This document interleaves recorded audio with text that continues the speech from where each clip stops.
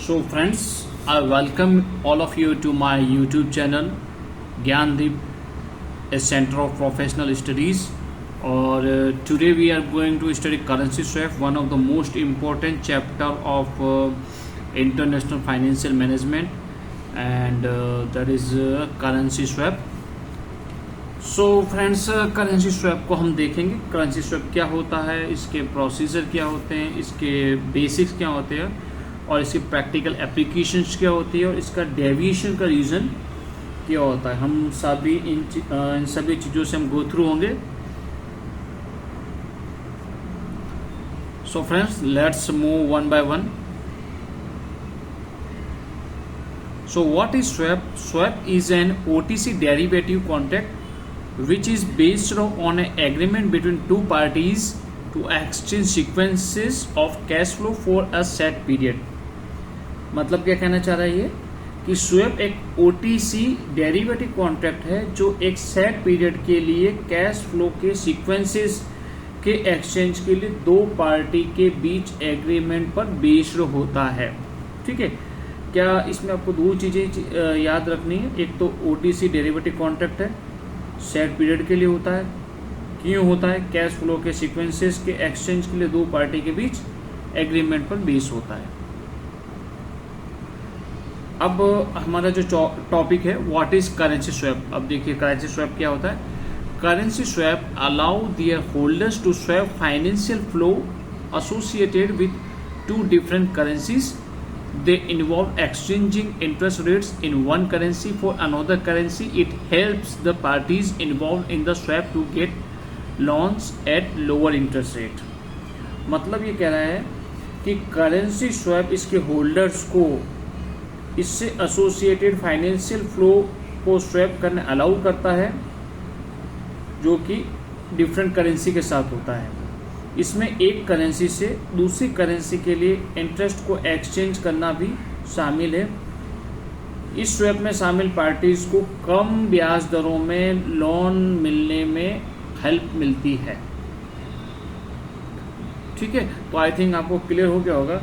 इसमें सिर्फ दो चीज़ें सबसे इम्पोर्टेंट है कि एक तो इसके होल्डर्स को एसोसिएटेड फाइनेंशियल फ्लो जो रहता है दो डिफरेंट करेंसी के साथ में उसको स्वैप करना अलाउ होता है, और एक करेंसी से दूसरी करेंसी के लिए इंटरेस्ट को एक्सचेंज करना भी इसमें शामिल होता है, और पार्टीज़ को इसमें कम रेट ऑफ इंटरेस्ट में लोन मिल जाता है। तो उसकी पूरी वर्किंग क्या रहती है उसको हम आगे देखेंगे।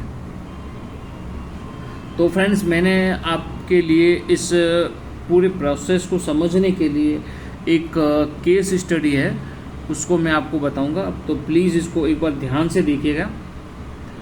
तो मैं इसको पढ़ता हूँ कि एक Indian company IBL US market में IBL US के थ्रू इन्वेस्ट करना चाहती है, तो उसे 1 लाख USD का 10 साल के लिए लोन चाहिए ताकि वो इन्वेस्ट कर सके।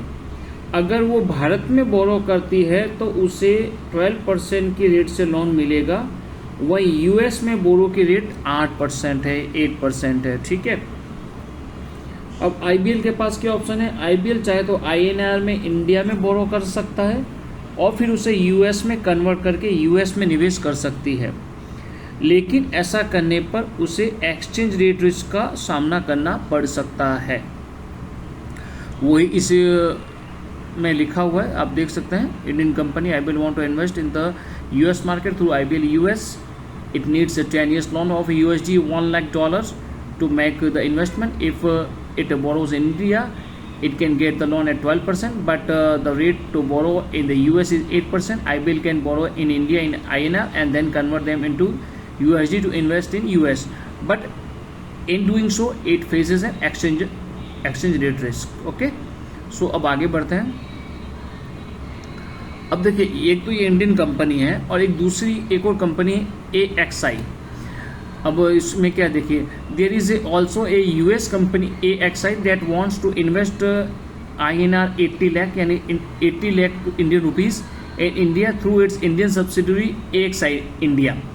AXI is looking for 10 years loan of rupees 80 lakh and can borrow from US bank in USD at 6%, but to borrow in India it will have to pay 14%, AXI also wants to avoid any exchange rate risk by borrowing in USD and then taking that money to invest in India in INR. At the time of seeking the loan, the USD INR exchange rate is 1 USD is equal to 80 rupees. ठीक है, तो अभी यहाँ पे ये क्या कह रहा है कि एक यूएस कंपनी है जिसका नाम AXI है, जो इंडिया में अपनी इंडियन सब्सिडरी AXI के थ्रू 80 लाख INR इन्वेस्ट करना चाहती है। AXI को 10 साल के लिए 80 लाख का लोन चाहिए। अगर वो यूएस बैंक से USD में बोरो करती है तो उससे 6% की रेट लगेगी, लेकिन इंडिया में बोरो करने पर 14% की रेट लगेगी। AXI USD में बोरो करके और फिर इस सम को या पैसे को इंडिया में इन्वेस्ट करके किसी भी एक्सचेंज रेट रिस्क से भी बचना चाहती है। लोन मांगते समय यानी कि at the time of seeking the loan, USD INR का एक्सचेंज रेट है 1 USD is equal to 80 rupees. तो फ्रेंड, ये हमने देखा कि दो कंपनियां, एक इंडियन कंपनी IBL है और एक कंपनी US की कंपनी AXI है। अब दोनों का सीनेरियो हमने देख लिया कि दोनों को ही अपने लोन लेना महंगा पड़ रहा है, तो वो किस तरह से स्वैप एग्रीमेंट होता है और ये कंपनियां किस तरह से इसको अपने बेनिफिट के लिए यूटिलाइज करती है, तो उसको हम देखते हैं। अब देखिए स्वैप एग्रीमेंट में क्या होता है। They enter into swap agreement, AXI borrow 10 lakh USD at 6% for 10 years from its bank and transfer the borrowed sum to IBL for their US investment. The interest on USD 10 lakh for 10 years and the principal repayment will be done by IBL in USD. IBL takes out a loan of rupees 80 lakh for 10 years at 12% from an Indian bank and transfer this loan to AXI India to service until it's repaid. Because of this agreement, AXI has been able to get an Indian rupees loan at a rate less than 14% and IBL has been able to get a USD loan at a rate less than 8%. अब इसमें क्या होगा देखिए friends कि IBL और AXI एक swap agreement करते हैं। AXI जो US की कंपनी है अपने बैंक से 10 साल के लिए 6% इंटरेस्ट पर 10 लाख USD बोरो करती है और बोरोड मनी को IBL को US में इन्वेस्ट करने के लिए ट्रांसफ़र कर देती है। अब उस 10 साल के लिए 10 लाख USD पर इंटरेस्ट और प्रिंसिपल का पेमेंट IBL द्वारा USD में किया जाएगा। ठीक है, अब IBL को मिल गया पैसा। ठीक है, अब IBL एक इंडियन बैंक से 10 साल के लिए 12% इंटरेस्ट रेट पर 80 लाख रुपए का लोन लेता है और इस लोन को AXI इंडिया को ट्रांसफ़र कर देता है। इस अरेंजमेंट के कारण जो स्वैप कहलाता है, AXI को 14% से कम दर पर लोन मिल गया और IBL को 8% से कम इंटरेस्ट रेट पर लोन मिल गया। ठीक है, ये तो हुआ एक का प्रोसेस। अब आगे क्या होता है वो देखते हैं हम लोग। ठीक है, अब ये किस तरह से होता है, बीच में इनका मीडिएटर रहता है, that is called swap bank. तो अब इसमें क्या होता है कि IBL और AXI both IBL and AXI will be able to execute the swap through swap bank, which could be a bank or a financial institution. Though swap bank will always take swap charges for arrangement the swap. It may ask IBL to pay 6.10% interest, of which it will get 6% to AXI to pay for the USD loan. It may get AXI to pay 12.25% interest, of which it will pass on 12% to IBL for servicing the INR loan. So effectively IBL will pay 6.10% of the USD loan instead of 8% and AXI will pay 12.25% for the INR loan instead of 14%. तो working में क्या हुआ देखिए friends कि IBL और AXI दोनों एक swap bank के थ्रू एग्जीक्यूट करने में, इस एग्रीमेंट को स्वैप करने में सक्षम होंगे। स्वैप बैंक स्वैप अरेंज करने के लिए हमेशा एक स्वैप चार्ज लेता है। ये IBL को 6.10% ब्याज का पेमेंट करने के लिए कह सकता है, जिसमें से वो USD लोन के पेमेंट के लिए AXI को 6% पर देगा। AXI से 12.25% यानी AXI से 12.25% इंटरेस्ट लेगा, जिसमें से वो 12% IBL को INR लोन की सर्विसिंग के लिए पास करेगा।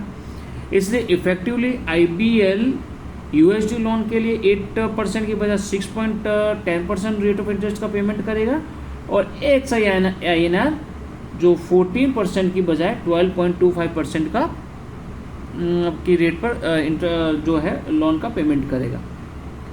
तो ये तो था फ्रेंड्स पूरी तरह का इसका प्रोसेस कि किस तरह से स्वैप एग्रीमेंट काम करता है। अभी जो हमने जो भी एग्जांपल देखा है फ्रेंड्स, तो ये तो एग्जांपल था फिक्स फॉर फिक्स स्वैप का था, ठीक है। तो और देखिए मैंने लिखा भी है इसमें, the above is an example of a fix for fix swap as both IBL and AXI have taken fixed rate loans. If one of the parties in the swap has a fixed rate loan and other has a floating rate loan, then the swap will be a fixed for floating swap. If both parties in the swap have a floating rate loan, then the swap will be floating for floating swap. मतलब अभी जो हमने example देखा वो fix to fix swap का है, क्योंकि IBL और AXI दोनों ने फिक्स रेट लोन लिया था।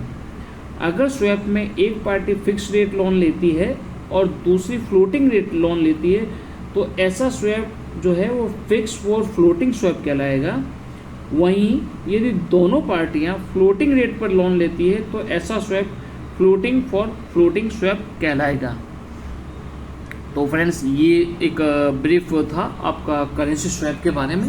तो आई होप कि आपको ये वीडियो अच्छी तरह समझ में आया होगा, और मैंने काफ़ी एक एग्जांपल के थ्रू भी आपको एलेबोरेट करने की कोशिश की है ताकि आपके सारे कन्फ्यूज़न दूर हों।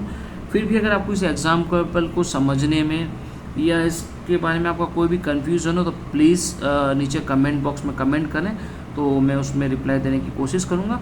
टिल देन फ्रेंड, अगर आपको वीडियो पसंद आया है तो प्लीज़ चैनल को लाइक और शेयर करें और अपने फ्रेंड्स के साथ शेयर करें। Thank you, thanks a lot, thank you very much.